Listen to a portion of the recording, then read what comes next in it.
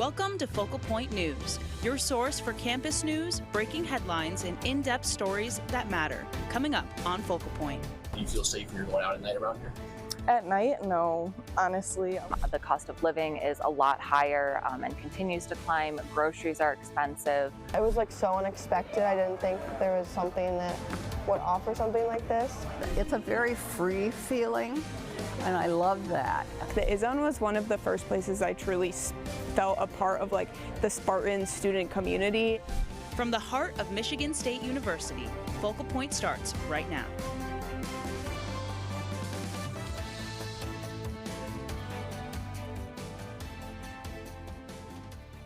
And welcome to another week of Focal Point News. I'm Amy Cho.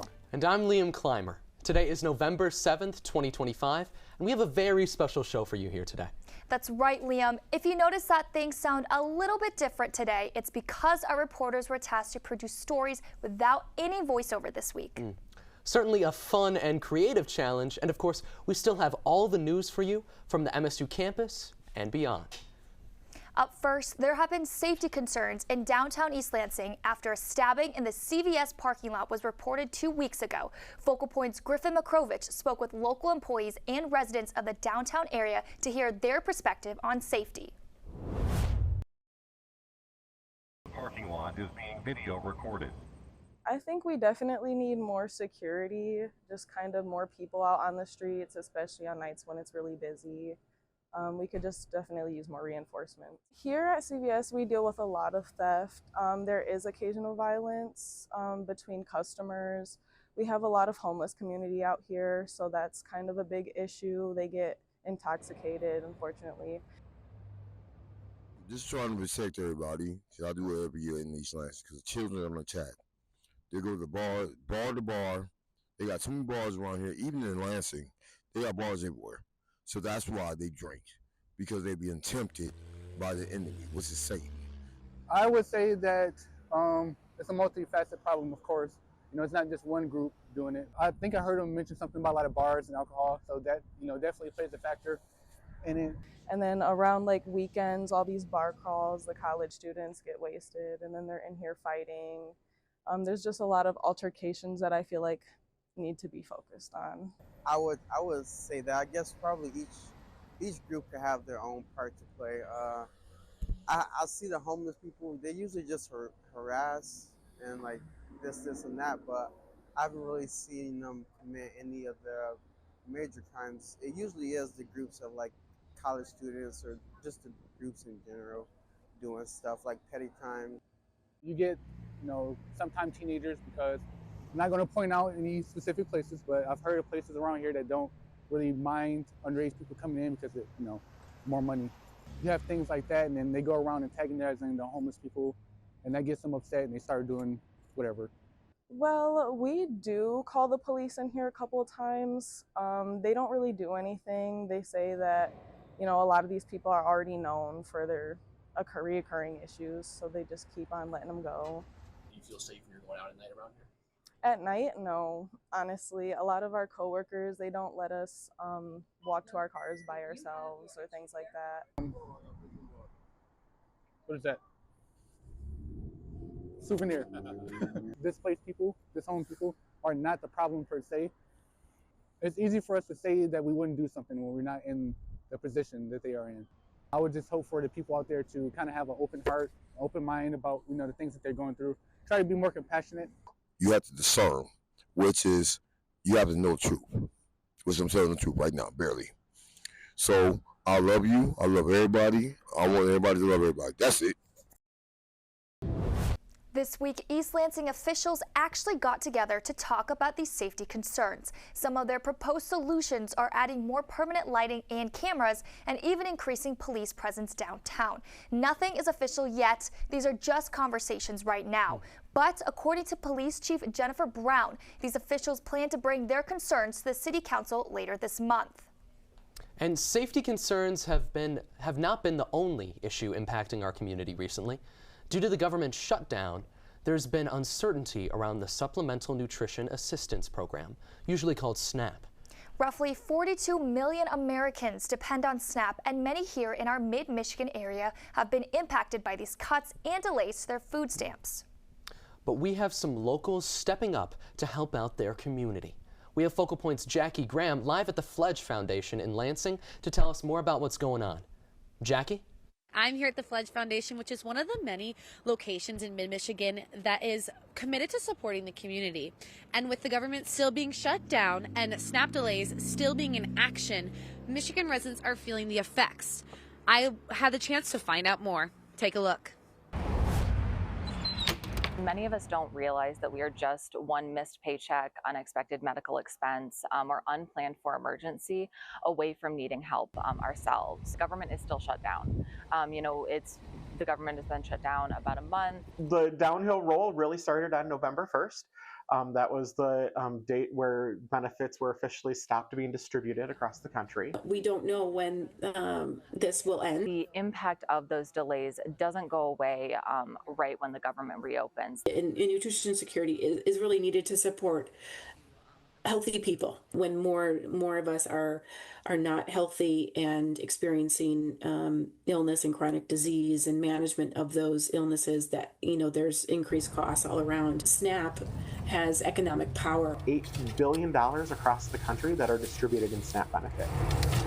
So if we think of $8 billion coming out of our grocery industry, that's really going to, upheaval things. They rely on, percentage of their income through SNAP. So food banks are here to meet the emergent need, but the scale of the response that we need to have to rise to close that gap is not necessarily sustainable long term. They were never intended to serve as someone's sole source of food. In all of these places, these are programs that we're designing in the moment. We want people to know that help is available. You can always go to glfoodbank.org/gethelp. One of the most impactful ways that individuals can help is by donating money. Because we're a food bank, we can stretch your dollar a lot further than you can by going and purchasing something at the grocery store. Every dollar you donate translates to about 3 meals. Reaching out to your federal legislators. That we're here for people who need it, and we will continue to be no matter what. There are new updates coming every day. Most recently, the USDA announced that 65% of SNAP households will receive their benefits for November. And while this is a positive advancement, it's just a partial step. And these times are honestly very confusing, complicated, and things are changing every day. I'm here with Jerry Norris, founder of the Fledge Foundation. Jerry, what are some ways that people can get out, provide help, and receive help? I think something that a lot of people could do just right now today is go into their pantries and see what's been there for a while, what's something you're not going to use. Then go out into your neighborhood, find that little pantry that you can donate that to, bring it to the Fledge if you want to put it into our free stands, but start putting food that you're not using out into the community. You can also donate to your food bank, you can donate to the grassroots organizations like the Fledge Foundation and things like that. Just get that food out there and try to do it in your own neighborhood, because people don't necessarily have transportation to get all over the city. So do it local, do it decentralized, and do it together. We got this. Yeah, 100%. It's definitely important to support each other in this very unpredictable time and make sure that we are helping our neighbors out. That's right. Thank you for all that you do here at the Fledge. And that's all for us here in East Lansing. Back to the newsroom. Thanks, Jackie. And while we're talking about funding concerns, Liam, you took a look at how recent cuts affect local arts. That's right. With federal funding to local programs being cut, ensuring access to the arts is a responsibility that has fallen into the hands of community nonprofits. I went to Reach Art Studio last week in Lansing, where local volunteers are stepping up and taking action to guarantee everyone gets a chance to create.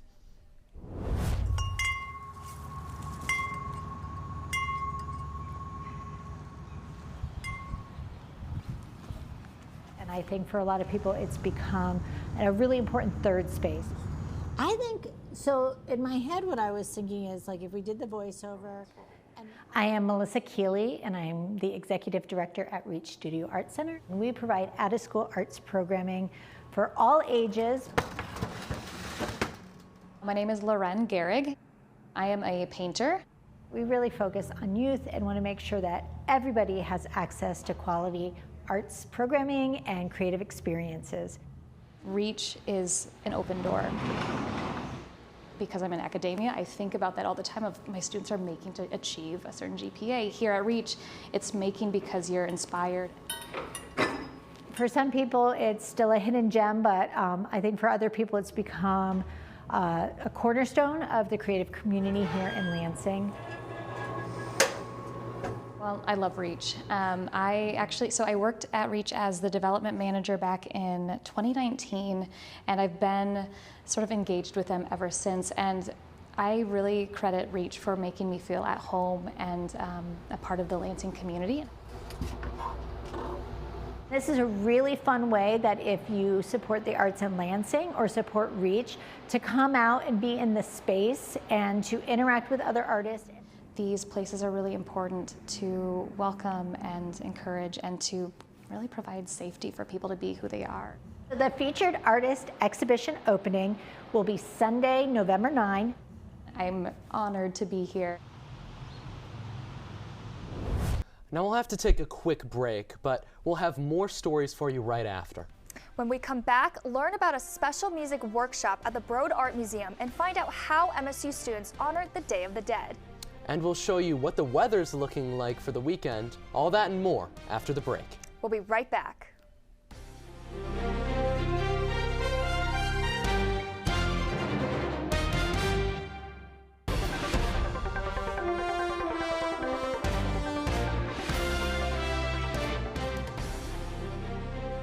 Back to Focal Point News. Up next, we've got some music for you. Amy, have you played any instruments lately? No, I have not, but I heard other students had a chance to practice recently. We're staying at the Broad Art Museum, where sometimes galleries double as a musical score. Focal Point's Braden Willis and Gabriel Klein shows us how it works. My name is David Biedenbender. I'm an associate professor and chair of music composition in the College of Music here at Michigan State. I co-direct, along with my colleague Anthony Marasco, a class ensemble workshop called Electronic Music Workshop. What we're doing tonight here at the Broad Museum of Art is playing the art as a score. In terms of what you'll hear tonight, we're all going to find out together because the performance is improvised. Some of them are dark and stormy, chaotic, volcanic, primal, while others are sort of peaceful and meditative. You'll hear really beautiful sounds. We're stationed in different galleries and we're inviting the audience to move throughout the museum as they normally would. And we sort of become part of the art while also responding to it and performing it ourselves. I'm actually an employee here, but I used to be a master's student in the composition studio. I've been playing saxophone 17 years, since I was 10 years old. It takes these musicians hours and hours and hours practice individually to perfect their craft. A lot of it comes down to taking the training they've already had and kind of extending it into a realm they don't know. I could speak to myself that a lot of it was unconscious. A lot of the time, like, I will open my eyes and I'll take in the exhibit, but other times I have my eyes closed and I'm focused on the sound and trying to make a composition out of it. The exhibit, the way things are spaced out, everything, all those microscopic things affect the final performance a lot. At the end of the day, it's really just channeling my training. I'm trusting my gut, and I'm making all these unconscious moment-by-moment decisions. Each of the galleries features a different theme artwork. There's a Mekong River Delta. There's Unbecoming, which is really sort of just a stunning piece that kind of looks like the doorway is melting. It's a really kind of incredible work. The last part of the performance, all the groups are coming together. It'll mean a lot of different things to the performers, but my hope is that it's compelling, engaging, thought-provoking, beautiful, maybe kind of confusing at times. It'll be a little bit of everything. So. The electronic music workshop performances like this help visitors experience the Broad in a new way, not just through what they see, but also through what they hear. Thanks, Amy. And if you like sports, we'll have more coverage for you very soon. But first, we'll have to take another quick break. We'll be back with a concert that involves the MSU fight song, and we'll take a look at the I-Zone. All that and more right after the break.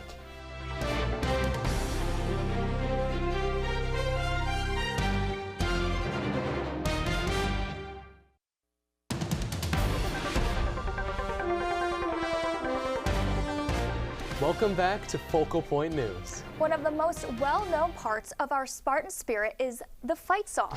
I gotta agree. The song was composed in 1915, and since then, the MSU Stadium is not the only place it's been played. Last week, the Rochester High School Band and Orchestra put on their annual college concert. For the past 5 years, the concert wasn't only consistent of music, but of good, clean rivalry. Focal Point's Brooklyn Burschel went out to talk to the school's band and orchestra directors and get a piece of the competition.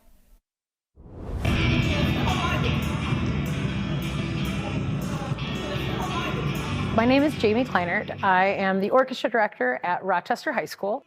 It's the night before the annual collage concert. Every year we do a MSU versus U of M fundraiser, and we ask people to donate money either towards U of M or towards MSU, and then whichever team gets more donations. If it's U of M, I have to wear maize and blue and conduct the victors. And being someone who attended Michigan State, it's a little painful. And if Michigan State gets more money, then David Urig has to wear the green and white and conduct the wind ensemble playing Michigan State fight song. My name is David Urig. I'm the director of bands here at Rochester High School. We started this, I think it was 4 or 5 years ago now. So the money will go right to the band and orchestra program. It all goes through our booster organization. So we have a fundraising chair, and then they'll spend it on music or instruments or anything that's needed for the band or orchestra program. It's a lot of fun playing whichever fight song we play. The kids get into it, and they all have their favorites. Maybe if we have to play the MSU fight song, it's because they didn't get to play it much of the game on Saturday. So. Oh, what? Just wanted to remind you that if you'd like to donate towards our Michigan and Michigan State fight song battle, you can do that. Go blue. Mr. Ryan is keeping track. They want to see me wear the green, and they know it makes me uncomfortable, and so like the kids get a kick out of that. So let's see, we've done it maybe 5 years. I think Michigan's only won it one time, and we've had MSU win the other time. So I always had to put that stinking green jersey on that we borrow from one of the teachers, and they do a good job playing. And it's for a great cause. We raised almost $700, so it's worth it, and I'll do that every year if I have to. So, you know.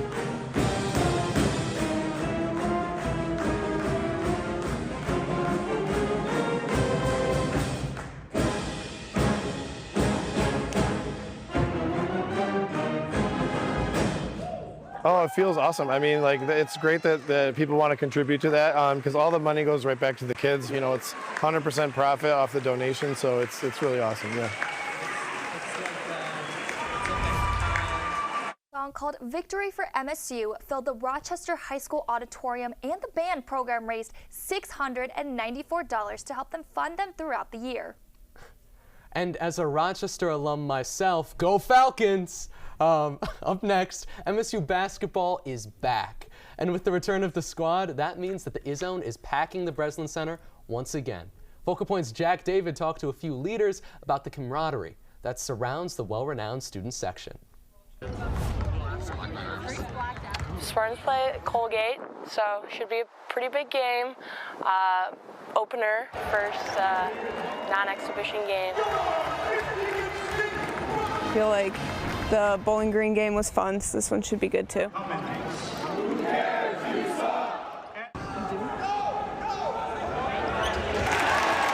The I-Zone is a big difference maker.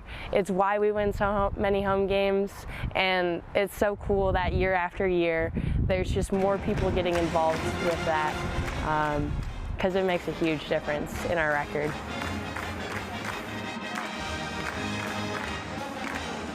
It's a place where a lot of people feel connected. Like, obviously everyone's rooting for one team, and I feel like basketball is a little different than football, where there's not like a big tailgating scene before basketball. So if you're at that game, you're really there to enjoy the game and to watch the Spartans play. I definitely think that it makes a big difference when people are actively engaged in the game and cheering, and definitely when there's more of a positive attitude from the fans, I think that makes a big difference.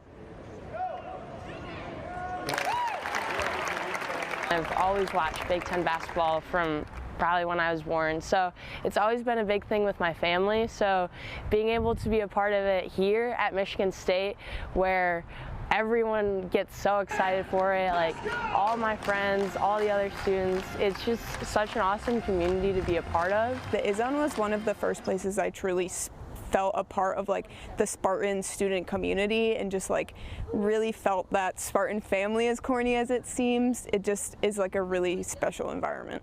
What are some of your favorite moments in these?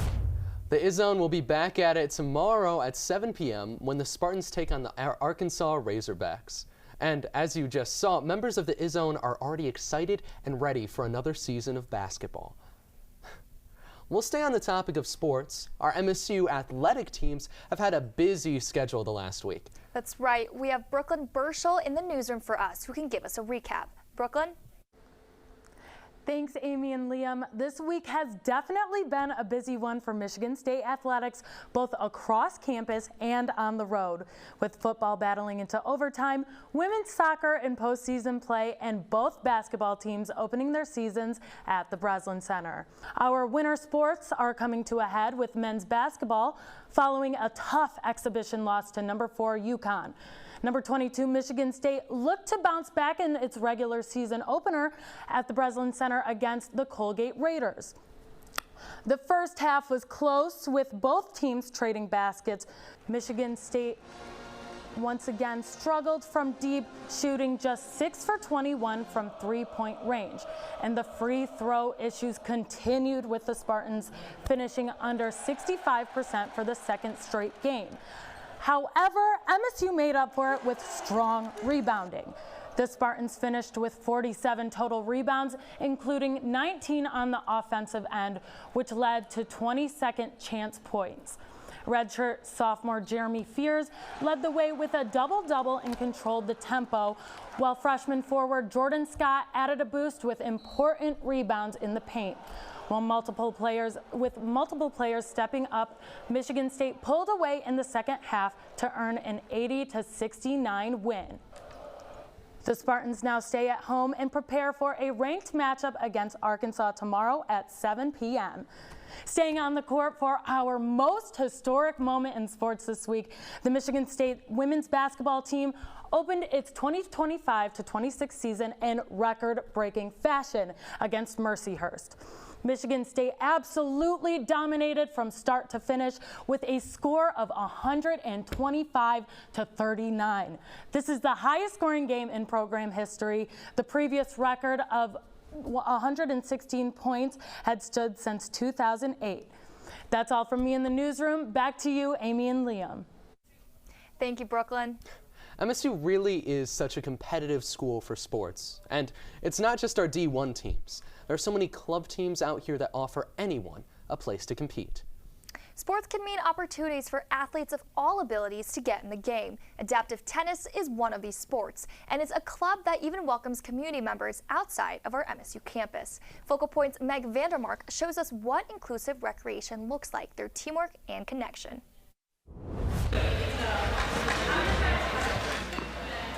So my first name is Piotr, P-I-O-T-R. Most people just call me Peter because it's easier to say. They didn't want me to just sit in the office and clock hours, and I didn't want to do that either.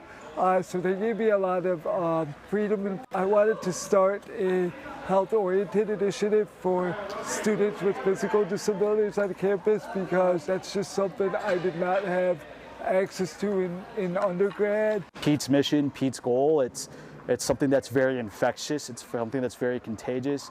Not just people in our community, but a lot of people drive from all over the state to be able to come and play sports for 2 hours a night, because sports bring people together. We're a student organization. We're open to both students and community members. You don't have to have a disability to be a part of our program. I love just how genuine and real Peter is. He kept showing up to events and kept nudging me on the shoulder. He's a pretty insistent person. That anything that applies to an able-bodied athlete also applies to a disabled athlete. We just need additional pieces of equipment. It was like so unexpected. I didn't think there was something that would offer something like this. Disability is a very misunderstood topic, but I always tell people that disability is a universal experience. It has really made me comfortable with myself and other people.